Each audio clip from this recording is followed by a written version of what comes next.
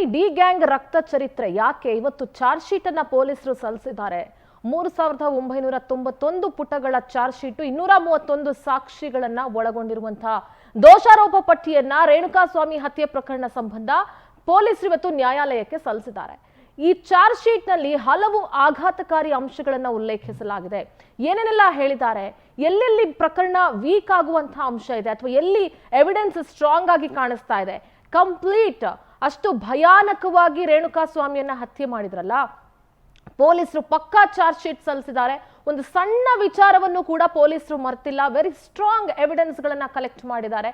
So ಎಲ್ಲ ವಿಚಾರಗಳಿಗೂ ಸಂಬಂಧಪಟ್ಟಂತಹ major ಚರ್ಚೆಯನ್ನ ಮಾಡ್ತಾ ಹೋಗೋಣ. ಹಲವಾರು ವಿಚಾರಗಳನ್ನ ನಿವೃತ್ತ ಪೊಲೀಸ್ ಅಧಿಕಾರಿಗಳಿರಬಹುದು ಅಥವಾ ವಕೀಲರ ಜೊತೆಗೆ ಚರ್ಚೆ ಮಾಡ್ತಾ ಹೋಗ್ತೀವಿ.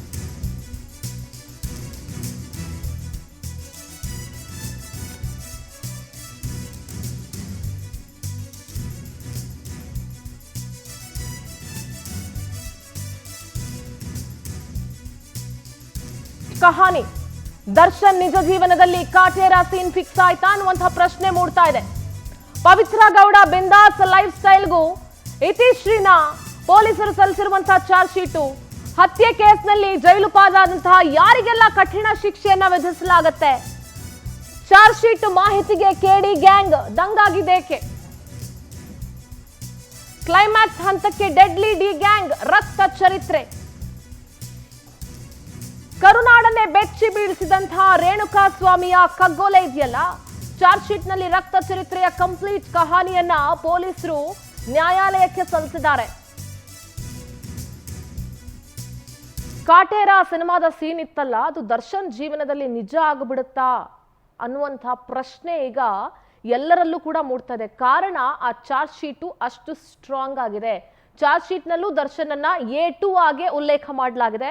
ರೇಣುಕಾಸ್ವಾಮಿ ಹತ್ಯೆ ಕೇಸ್ ಡಿ ಗ್ಯಾಂಗ್ ವಿರುದ್ಧ ಚಾರ್ಜ್ ಶೀಟ್ ಕೋರ್ಟ್ಗೆ 3991 ಪುಟಗಳ ಚಾರ್ಜ್ ಶೀಟ್ ಅನ್ನ ಪೊಲೀಸರು ಸಲ್ಲಿಸಿದ್ದಾರೆ. ತನಿಖಾಧಿಕಾರಿ ACP ಚಂದನ್ ನೇತೃತ್ವದಲ್ಲಿ ಚಾರ್ಜ್ ಶೀಟ್ ಅನ್ನ ಸಲ್ಲಿಸಿರೋದು. 7 ಸಂಪುಟ 10 ಕಡತ ಒಟ್ಟು 231 ಸಾಕ್ಷಿದಾರರ ಹೇಳಿಕೆಯನ್ನ ದಾಖಲು ಮಾಡಲಾಗಿದೆ.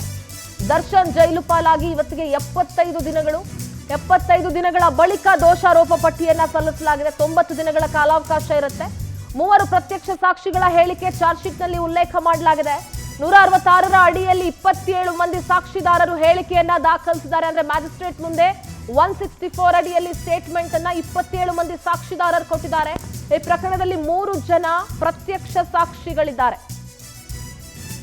ಎಲ್ಲೋ ಒಂದ್ ಕಡೆ ದರ್ಶನ್ ಅನ್ನ ಚಾರ್ಜ್ ಶೀಟ್ ನಲ್ಲಿ A1 ಮಾಡಿಬಿಡ್ಲಾಗತ್ತೆ ಅನ್ನುವಂತಹ ಒಂದಷ್ಟು ಚರ್ಚೆಗಳು ನಡೀತಾ ಇತ್ತು.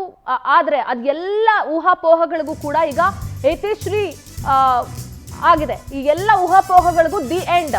ಚಾರ್ಜ್ ಶೀಟ್ ನಲ್ಲೂ ಕೂಡ ಪವಿತ್ರ ಗೌಡ A1, ದರ್ಶನ್ A2 ಅಂತಾನೆ ಉಲ್ಲೇಖಿಸಲಾಗಿದೆ. ಚಾರ್ಜ್ ಶೀಟ್ ನಲ್ಲೂ ಕೂಡ ಯಾವುದೇ ಬದಲಾವಣೆ ಆಗಿಲ್ಲ. ಅಂದ್ರೆ ಅಕ್ಯೂಸ್ ನಂಬರ್ 1, ಅಕ್ಯೂಸ್ ನಂಬರ್ 2 ಅದನ್ನ ಏನು ಇಂಟರ್ಚೇಂಜ್ ಮಾಡಿಲ್ಲ. ಚಾರ್ಜ್ ಶೀಟ್ ಜೊತೆಗೆ FSL ವರದಿಯನ್ನ ಸಲ್ಲಿಸಿದ್ದಾರೆ ಪೊಲೀಸರು. ದರ್ಶನ್ ಪಾತ್ರ ಹಾಗೂ ಪವಿತ್ರ ಗೌಡ ಪ್ರಚೋದನೆ ಬಗ್ಗೆ ಆ ಚಾರ್ಜ್ ಶೀಟ್ ನಲ್ಲಿ ಉಲ್ಲೇಖಿಸಲಾಗಿದೆ. 17 ಆರೋಪಿಗಳ ಪಾತ್ರದ ಬಗ್ಗೆ ಪ್ರತ್ಯೇಕವಾಗಿ ತನಿಖಾ ತಂಡ ಉಲ್ಲೇಖ ಮಾಡಿದೆ. 231 ಸಾಕ್ಷಿಗಳ ಹೇಳಿಕೆ, ಸಿಸಿಟಿವಿ ದೃಶ್ಯ, FSL ವರದಿ ಬಗ್ಗೆ ಉಲ್ಲೇಖಿಸಲಾಗಿದೆ. ಟೆಕ್ನಿಕಲ್ ಎವಿಡೆನ್ಸ್ ಸೇರಿದಂತೆ ಸಾಕಷ್ಟು ಸಾಕ್ಷ್ಯಗಳ ಬಗ್ಗೆ ಉಲ್ಲೇಖ ಮಾಡಲಾಗಿದೆ. ನೋಡಿ, 17 ಆರೋಪಿಗಳಿದ್ದಾರಲ್ಲ ಈ ಪ್ರಕರಣಗಳಲ್ಲಿ, ಇಲ್ಲಿವರೆಗೂ ಕೂಡ ದಸ್ತಗಿರಿ ಮಾಡಿರೋದು ಪೊಲೀಸರು. ಈ 17 ಆರೋಪಿಗಳ ಪಾತ್ರ ಏನೇನು, ರೇಣುಕಾಸ್ವಾಮಿಯನ್ನ ಕರ್ಕೊಂಡು ಬಂದಿದ್ಯಾರು, ರೇಣುಕಾಸ್ವಾಮಿ ಹತ್ಯೆಗೆ ಪ್ರಚೋದನೆ ಕೊಟ್ಟಿದ್ಯಾರು, ಎಲ್ಲರೂ ಕೂಡ ಕೊಲೆ ಮಾಡಿದ್ರ ಅಂದ್ರೆ ನೋ, ಎಲ್ಲರೂ ಕೊಲೆ ಮಾಡಿರಲ್ಲ. ಅದರಲ್ಲಿ ಒಬ್ಬೊಬ್ಬರದ್ದು ಕೂಡ ಒಂದೊಂದು ಪಾತ್ರ ಇರುತ್ತೆ. ಕೆಲವರು ಹೊಡೆದಿರ್ತಾರೆ, ಕೆಲವರು ಅವನನ್ನ ಕರ್ಕೊಂಡು ಬಂದಿರೋರಿದ್ದಾರೆ, ಅವನಿಗೆ ಒದ್ದಿರೋರಿದ್ದಾರೆ. ಈ ರೀತಿ ಬೇರೆ ಬೇರೆ ಪಾತ್ರಗಳನ್ನ ವಹಿಸಿದ್ದಾರೆ. ಅಂಡ್ ಈ ಪ್ರಕರಣದಲ್ಲಿ ರೇಣುಕಾಸ್ವಾಮಿಗೆ ಕರೆಂಟ್ ಶಾಕ್ ಅನ್ನ ನೀಡಿದಂತಹ ಆರೋಪಿ ಕೂಡ ಇದ್ದಾನೆ. ಹೀಗೆ ಬೇರೆ ಬೇರೆ ಪಾತ್ರಗಳಿದೆ. 17 ಆರೋಪಿಗಳ ಪಾತ್ರಗಳು ಏನೇನು ಈ ರೇಣುಕಾಸ್ವಾಮಿ ಕೊಲೆ ಪ್ರಕರಣದಲ್ಲಿ ಅಂತ ಹೇಳಿ ಎಲ್ಲವೂ ಕೂಡ ಸವಿವರವಾಗಿ ಚಾರ್ಜ್ ಶೀಟ್ ನಲ್ಲಿ ಉಲ್ಲೇಖ ಮಾಡಲಾಗಿದೆ. ನೀವು ಗಮನಿಸ್ತಾ ಇರಬಹುದು, ಸಾಕ್ಷ್ಯಾಧಾರರ ವಿವರ ಅನ್ನೋ ಕಡೆ 3 ಜನ ಪ್ರತ್ಯಕ್ಷ ಸಾಕ್ಷಿದಾರರಿದ್ದಾರೆ. ಅಂದ್ರೆ ಆ ಘಟನೆಯನ್ನ ಕಣ್ಣಾರೆ ಕಂಡಿರುವಂತವ್ರು 3 ಜನ ಇದ್ದಾರೆ.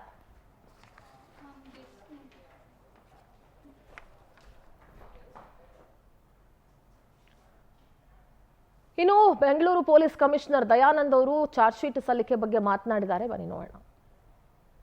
ನಾವು 24ನೇ ACMM ನ್ಯಾಯಾಲಯಕ್ಕೆ ನಾವು ಅಂತಿಮ ವರದಿಯನ್ನು ಸಲ್ಲಿಸ್ತಾ ಇದ್ದೇವೆ.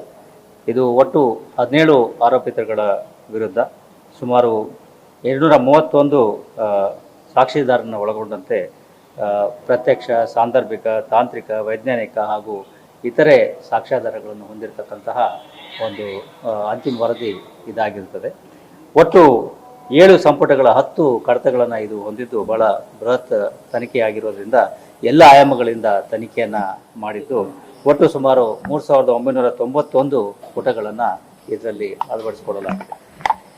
ಈ ಕೊಲೆ ಪ್ರಕರಣಕ್ಕೆ ಸಂಬಂಧಪಟ್ಟಂತೆ ನಾವು ಒಟ್ಟು 17 ಆರೋಪಿಗಳನ್ನು ಬಂಧಿಸಲಾಗಿದ್ದು ಅವರೆಲ್ಲ ಈಗಲೂ ಕೂಡ ನ್ಯಾಯಾಂಗ ಬಂಧನದಲ್ಲಿ ಇದ್ದಾರೆ. ಕೆಲವರುಗಳನ್ನು ಬೇರೆ ಬೇರೆ ನ್ಯಾಯಾಲಯಗಳಿಗೆ ಈಗಾಗಲೇ ತಮಗೆ ಗೊತ್ತಿರೋ ಹಾಗೆ ಶಿಫ್ಟ್ ಮಾಡಲಾಗಿದೆ. 161 ಮತ್ತು 164 ಸ್ಟೇಟ್ಮೆಂಟ್ಗಳನ್ನು ನಾವೇನು ಮಾಡ್ತೀವಿ, ನ್ಯಾಯಾಧೀಶರ ಮುಂದೆ ಸುಮಾರು 27 ಜನ ಸಾಕ್ಷಿದಾರರ ಹೇಳಿಕೆಗಳನ್ನು ಬರೆಯಲಾಗಿದೆ. ಉಳಿದವರ ಆ ಹೇಳಿಕೆಗಳನ್ನು ನಮ್ಮ ಪೊಲೀಸ್ ಅಧಿಕಾರಿಗಳ ಮುಂದೆ ಪಡೆಯಲಾಗಿದೆ. ಅದೇ ರೀತಿ FSL ಮತ್ತು CFSLಗೆ ಅನೇಕ ವಸ್ತುಗಳನ್ನು ಪರೀಕ್ಷೆಗೆ ಕಳಿಸಲಾಗಿದ್ದು ಅವೆಲ್ಲ ವರದಿಗಳು ಬಂದಿದ್ದಾವೆ. CFSLನಿಂದ ಇನ್ನೂ ಕೆಲವೊಂದು ವರದಿಗಳು ಬಾಕಿ ಇದ್ದಾವೆ. ಒಟ್ಟು ಸುಮಾರು 59 ಜನ ಪಂಚರು ಈ ಒಂದು ಇದರಲ್ಲಿ ಇದ್ದಾರೆ. ಜೊತೆಗೆ ಇದರಲ್ಲಿ ಇತರ ಸರ್ಕಾರಿ ಅಧಿಕಾರಿಗಳಿರ್ಬೋದು ಅಥವಾ ಇತರರು ಇರ್ಬೋದು, ಅವ್ರನ್ನೂ ಕೂಡ ಸಾಕ್ಷಿದಾರನ ಮಾಡಿದೆ. ಉದಾಹರಣೆ ತಹಸೀಲ್ದಾರರು, ವೈದ್ಯರು, RTO ಅಧಿಕಾರಿಗಳು, ಇಂಜಿನಿಯರ್ಗಳು ಅವರನ್ನು ಕೂಡ ಇದರಲ್ಲಿ ಸಾಕ್ಷಿದಾರರನ್ನಾಗಿ ಮಾಡಲಾಗಿದೆ.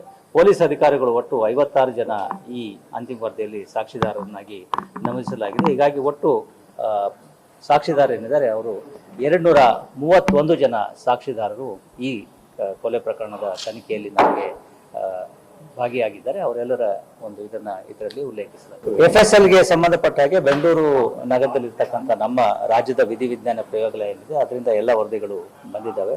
ಅದಕ್ಕೆ ಬೇಕಾಗಿರ್ತಕ್ಕಂಥ ಪೂರಕ ವಿವರಗಳನ್ನು ಕೂಡ ಅವರು ಕೊಟ್ಟಿದ್ದಾರೆ.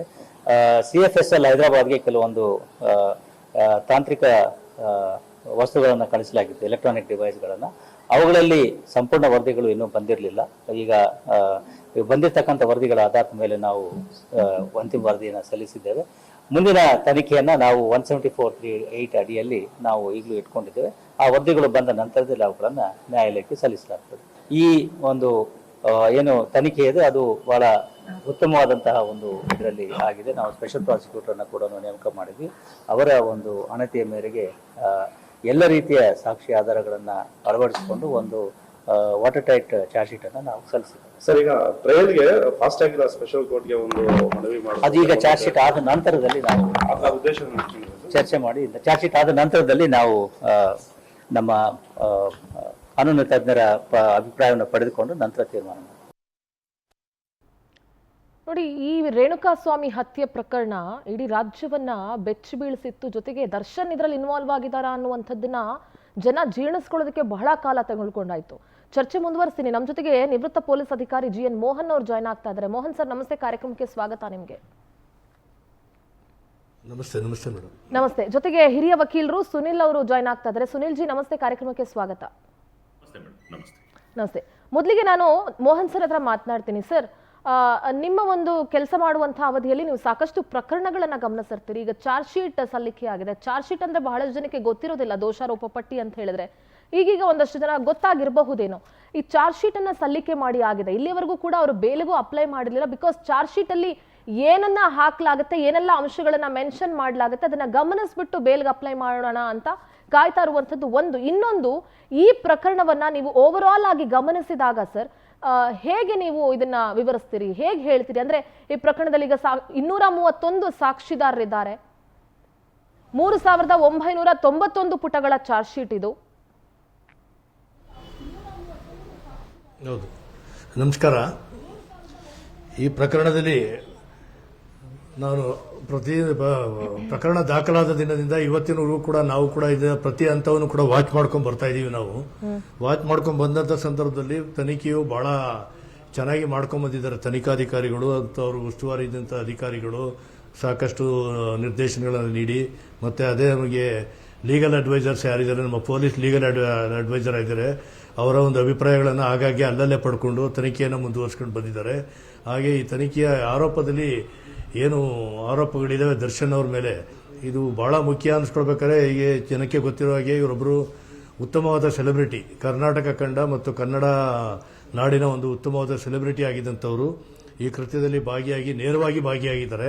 ಪ್ರತ್ಯಕ್ಷವಾಗಿ ಭಾಗಿಯಾಗೋದು ಬೇರೆ, ಪರೋಕ್ಷವಾಗಿ ಭಾಗಿಯಾಗೋದು ಬೇರೆ ಮತ್ತು ಬೇರೆ ಬೇರೆ ರೀತಿಯಲ್ಲಿ ಭಾಗಿಯಾಗೋದು ಬೇರೆ ರೀತಿ ಇದೆ. ಇವರು ಪ್ರತ್ಯಕ್ಷವಾಗಿ ನೇರವಾಗಿ ಭಾಗಿಯಾಗಿರೋದ್ರಿಂದ ಈ ಪ್ರಕರಣದಲ್ಲಿ ಪ್ರಥಮ ವರ್ತಮಾನ ವರದಿಯಲ್ಲಿ ಹೆಸರಿಲ್ಲದೆ ಕೂಡ ನಂತರ ಅದು ದಾಖಲಾಗಿ ಹಂತ ತನಿಖಾ ಎಲ್ಲ ಹಂತಗಳಲ್ಲೂ ಕೂಡ ಅವ್ರ ಮೇಲೆ ಆರೋಪಕ್ಕೆ ಸಂಬಂಧಪಟ್ಟಂತ ಪೂರಕವಾದ ಸಾಕ್ಷಿಗಳನ್ನು ನಮ್ಮ ತನಿಖಾಧಿಕಾರಿಗಳು ಸಂಗ್ರಹಿಸಿದ್ದಾರೆ. ಬಹಳ ಮುತುವರ್ಜಿ ವಹಿಸಿ ಸಂಗ್ರಹಿಸಿದ್ದಾರೆ.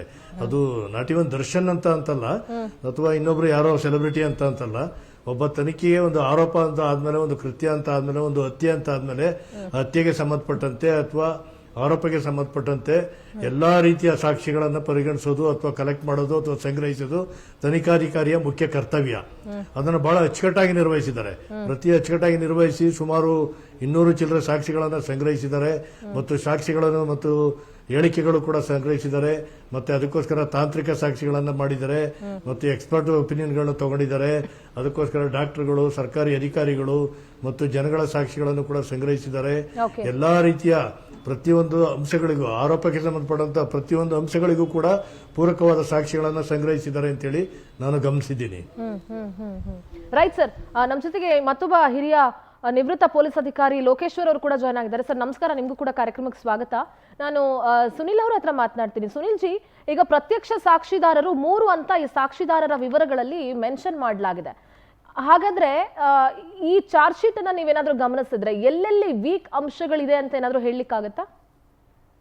ಮೇಡಮ್, ಸದ್ಯಕ್ಕೆ ವೀಕ್ ಅಂಶ ಅಂತ ನಾನೇನು ಹೇಳಲಿಕ್ಕೆ ಆಗೋದಿಲ್ಲ. ಯಾಕಂದ್ರೆ ನೋಡಿ, ಪ್ರತ್ಯಕ್ಷದರ್ಶಿಗಳು ಅಂತ ಹೇಳ್ತಾರೆ. They are all nothing but they are eye witness to the case. Incident ಆದಾಗ ದರ್ಶನ್ ಅವ್ರ ಜೊತೆಲಿ ಇದ್ದಂತವ್ರು ಮತ್ತು ಇದನ್ನ ಗಂಭೀರವಾಗಿ ಗಮನಿಸಿದವರು ಮತ್ತು ದರ್ಶನ್ ಅವರು ಒಂದು ಪಕ್ಷ ಅಸಾಲ್ಟ್ ಮಾಡ್ತಿದ್ರು, ಹೊಡೆದ್ರು, ಅಥವಾ ಇವ್ರ ಕೈಯಿಂದ ತುಂಬಾ ಸೀರಿಯಸ್ ಇಂಜುರಿ ಆದಾಗ ಇವ್ರು ಅದನ್ನ ನೋಡಿರ್ತಾರೆ. ಅವ್ರನ್ನ ಪ್ರತ್ಯಕ್ಷದರ್ಶಿಗಳು ಅಂತ ಮಾಡ್ತಾರೆ. ಮಾಡಾದ ನಂತರ ಅವ್ರ ಕಡೆಯಿಂದ 164 ಸ್ಟೇಟ್ಮೆಂಟ್ ಅನ್ನ ನ್ಯಾಯಾಧೀಶರ ಮುಂದೆ ಕೂಡ ಅದನ್ನ ಮಾಡಿಸ್ತಾರೆ. ಯಾವಾಗ 164 ಸ್ಟೇಟ್ಮೆಂಟ್ ಮಾಡಿಸಿದಾಗ ಅದಕ್ಕೊಂದು ಎವಿಡೆನ್ಷಿಯರಿ ವ್ಯಾಲ್ಯೂ ಬಂದ್ಬಿಡುತ್ತೆ ಕೋರ್ಟ್ ನಲ್ಲಿ. They can't go back against their own words. ಉಲ್ಟಾ ಮಾತಾಡ್ಲಿಕ್ಕೆ ಆಗೋದಿಲ್ಲ. ಹಾಗಾಗಿ ಪ್ರತ್ಯಕ್ಷದರ್ಶಿಗಳು 3 ಜನ ಆಗ್ತಾರೆ ಮತ್ತು ಸಾಂದರ್ಭಿಕ ಸಾಕ್ಷಿಗಳು, ಸರ್ಕಮ್ಸ್ಟೆನ್ಷಿಯಲ್ ಎವಿಡೆನ್ಸ್ ಅಂತ ಅನೇಕರು, ಶೆಡ್ ಇಂದ ಹೊರಗಿದ್ದವರು ಮತ್ತು ಆತ ಒಳಗಡೆ ಹೊಡಿತಿದ್ದಾಗ, ಕಿರ್ಚಾಡ್ತಿದ್ದಾಗ ಕೇಳಿಸ್ಕೊಂಡವ್ರು ಕೆಲವರು, ಆತನ ಕಿಡ್ನಾಪ್ ಮಾಡ್ಕೊಂಡು ಕರ್ಕೊಂಡ್ ಬಂದಾಗ ಗಮನಿಸಿದಂತವ್ರು ಕೆಲವರು, ಮತ್ತು ಸಾಕ್ಷಿಗೆ ಸಹಕಾರ ಕೊಟ್ಟವರು ಅವನ ಒಳ ಕರ್ಕೊಂಡ್ ಬಂದಾಗ, ಮತ್ತು ಒಂದು ಪಕ್ಷ ಸತ್ತ ನಂತರ ಬಾಡಿಯನ್ನ ಡಿಸ್ಪೋಸ್ ಮಾಡ್ಲಿಕ್ಕೆ 3-4 ಜನ ಎಂಪ್ಲಾಯ್ ಮಾಡ್ಕೊಂಡಾಗ ಅವ್ರು ಯಾರು, ಅವ್ರಿಗೆ ಹಣ ಸಹಾಯ ಮಾಡಿದವ್ರು ಯಾರು. ಹಾಗಾಗಿ ನಾನೊಂದು ಏನ್ ಹೇಳ್ತೀನಿ ಅಂದ್ರೆ, it's A complete water tight case. ತುಂಬಾ ಅದ್ಭುತವಾಗಿ ಇನ್ವೆಸ್ಟಿಗೇಷನ್ ಅನ್ನ ಮಾಡಿದ್ದಾರೆ ಪೊಲೀಸ್ ಅಧಿಕಾರಿ. ತುಂಬಾ ಚೆನ್ನಾಗಿ ಸುಮಾರು 3900 ಪೇಜ್ ಡಿಟೇಲ್ ಚಾರ್ಜ್ ಶೀಟ್ ಅನ್ನು ಮಾಡಿದ್ದಾರೆ. Body of the charge sheet ಅನ್ನ ಇವತ್ತು ನಾನು ಜಸ್ಟ್ ಬ್ರೀಫ್ಲಿ ನೋಡ್ಲಿಕ್ಕೆ ನನಗೆ ಅವಕಾಶ ಸಿಕ್ತು ಕೋರ್ಟ್ ನಲ್ಲಿ. ಮತ್ತು ಅನೇಕ ಸಾಕ್ಷಿಗಳು 231 ಜನ ಸಾಕ್ಷಿಗಳನ್ನ 31 ಸಾಕ್ಷಿಗಳನ್ನ ತಗೊಂಡಿದ್ದಾರೆ, ವಿಟ್ನೆಸ್ ಗಳನ್ನ ಮಾಡಿದ್ದಾರೆ. ಜೊತೆಯಲ್ಲಿ ಸೈಂಟಿಫಿಕ್ ಎವಿಡೆನ್ಸ್ ಗಳು ಬಹಳಷ್ಟು ಸಪೋರ್ಟ್ ಆಗ್ತದೆ. ದರ್ಶನ್ ಅವರ ಬಟ್ಟೆ ಮೇಲೆ ರಕ್ತದ ಕಲೆ, ರೇಣುಕಾ ಸ್ವಾಮಿ ಅವರ ರಕ್ತದ ಕಲೆ ಸಿಕ್ಕಿರುವಂತದ್ದು, ಮತ್ತು ಇವರು ಪವಿತ್ರ ಅವರ ಮೆಟೀರಿಯಲ್ ಮೇಲೆ ರೇಣುಕಾ ಸ್ವಾಮಿ ಅವರ ರಕ್ತದ ಕಲೆಗಳು. ಇದೇನು ಎಸ್ಟಾಬ್ಲಿಷ್ ಮಾಡ್ತದೆ ಅಂದ್ರೆ, ದರ್ಶನ್ ಅವರು ನಿಜವಾಗ್ಲೂ ಅವ್ರ ಜೊತೆ ನಿಂತರು, ಹೊಡೆದಾಗ, ಅಸಾಲ್ಟ್ ಮಾಡಿದಾಗ ಅವರ ರಕ್ತ ಚಿಮ್ಮಿರುವಂತದ್ದು, ಅದನ್ನು ಕೂಡ ಸೈಂಟಿಫಿಕ್ ಎವಿಡೆನ್ಸ್ ಆಗಿ ನಮಗೆ ಸಿಕ್ಕಿದೆ.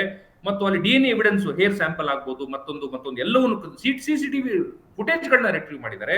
ಮತ್ತು ಹೊಡೆದಂತ ಸಂದರ್ಭದಲ್ಲಿ ಅನೇಕ ಅಲ್ಲಿದ್ದಂತಹ ದರ್ಶನ್ ಅವರ 17 ಜನ ಆರೋಪಿಗಳಲ್ಲಿ ಕೆಲವು ಆರೋಪಿಗಳು ಫೋಟೋಗ್ರಾಫ್ ಗಳನ್ನ ತಗೊಂಡಿದ್ದಾರೆ. ಆ ಫೋಟೋಗ್ರಾಫ್ ಕೂಡ ರಿಟ್ರೀವ್ ಆಗಿದೆ. ಅದನ್ನ ಮತ್ತೆ ಮುಂದಕ್ಕೆ ಡಿಲೀಟ್ ಮಾಡಿದ್ದಾರೆ, ಅದು ಕೂಡ ಬಂದಿದೆ. ಹಾಗಾಗಿ ತುಂಬಾ ಅದ್ಭುತವಾಗಿ ಇನ್ವೆಸ್ಟಿಗೇಷನ್ ಮಾಡಿದ್ದಾರೆ. ದರ್ಶನ್ ಅವರ ಪಾತ್ರವನ್ನು, ಬಿಕಾಸ್ ಏನಾಗ್ತದೆ ಈಗ ದರ್ಶನ್ ಅವರು ಸೆಲೆಬ್ರಿಟಿ ಇರೋದ್ರಿಂದ ಪೊಲೀಸ್ ಅವರ ಮೇಲೆ ಅತಿ ಹೆಚ್ಚು ರೆಸ್ಪಾನ್ಸಿಬಿಲಿಟಿ ಇದೆ ಟು ಪ್ರೂವ್ ದಟ್ ನಿಜವಾಗ್ಲೂ ಅವ್ರ ಇನ್ವಾಲ್ವ್ಮೆಂಟ್ ಇದೆ ಅಂತ ಹೇಳಕ್ಕೆ ಪ್ರೂವ್ ಮಾಡಬೇಕು. ಇಡೀ ರಾಜ್ಯದ ಜನತೆ ಕೂಡ ನೋಡ್ತಿದ್ದಾರೆ, ಅವ್ರು ಬರೀ ಅಸಾಲ್ಟ್ ಮಾಡಿ ಹೋದ್ರ ಅಥವಾ ಅವ್ರು ಹೊಡೆದಿದ್ರಿಂದ ಸತ್ರ ಅಂತ ಪ್ರೂವ್ ಮಾಡಬೇಕಾಗಿರುವಂತದ್ದು ತನಿಖಾಧಿಕಾರಿಗಳಿಗೆ ಅತಿ ದೊಡ್ಡ ಚಾಲೆಂಜ್ ಇರುವಂತ ವಿಚಾರ ಇದು. ಹಾಗಾಗಿ A1 ಅಂತ ಮಾಡಬೇಕು ಅಥವಾ A2 ಅಂತ ಮಾಡಬೇಕು ಮತ್ತು 302 ಅಡಿನಲ್ಲಿ ದರ್ಶನ್ ಅವ್ರನ್ನ ತರಬೇಕು ಅನ್ನೋದಾದ್ರೆ ತುಂಬಾ ಹೆಚ್ಚಿನ ಸಾಕ್ಷಿಗಳು ಬೇಕಾಗ್ತದೆ. ಸೈಂಟಿಫಿಕ್ ಎಕ್ಸಾಮಿನೇಷನ್ ರಿಪೋರ್ಟ್ಸ್ಗಳು, ಫಾರೆನ್ಸಿಕ್ ಎಕ್ಸಾಮಿನೇಷನ್ ರಿಪೋರ್ಟ್ಗಳು, ಪೋಸ್ಟ್ ಮಾರ್ಟಮ್ ರಿಪೋರ್ಟ್ಗಳು, ಹೇಗೆ ಸಾವು ಹೇಗಾಯ್ತು, ಮತ್ತು CCTV ಫುಟೇಜ್ಗಳು, ಅಲ್ಲಿ ಗಾಡಿ ಬಂದು ಹೋದಂತದ್ದು, ದರ್ಶನ್ ಅವ್ರು ಬಂದು ಹೋದಂತ ಸಮಯ ಏನಿತ್ತು, ಮತ್ತು ಕಾಸ್ ಆಫ್ ಡೆತ್ ಏನಿದೆ, ಟೈಮ್ ಆಫ್ ಡೆತ್ ಏನಿದೆ, ಎಲ್ಲವನ್ನು ಕೂಡ ಸುದೀರ್ಘವಾಗಿ ಸೈಂಟಿಫಿಕ್ ಎಕ್ಸಾಮಿನೇಷನ್ ರಿಪೋರ್ಟ್ ಗಳಲ್ಲಿ ಪೊಲೀಸರು ತುಂಬಾ ಚೆನ್ನಾಗಿ ಹಾಕೊಂಡು ಬಂದಿದ್ದಾರೆ. ಈಗ ನ್ಯಾಯಾಲಯದಲ್ಲಿ ಅದನ್ನ ಸಲ್ಲಿಸಿದ್ದಾರೆ. ಅದೀಗ ಕ್ರಿಮಿನಲ್ ಕೇಸ್ ಅಂತ ಕನ್ವರ್ಟ್ ಆಗ್ತದೆ. ನ್ಯಾಯಾಧೀಶರು ಕೂಡ ಅದನ್ನ ಗಮನಿಸಿ CC ಅಂತ ಮಾಡ್ತಾರೆ. ಆದ ನಂತರ ದರ್ಶನ್ ಅವ್ರಿಗೆ ಮತ್ತೆ ಕಾನೂನು ಹೋರಾಟ ಶುರು ಆಗ್ತದೆ.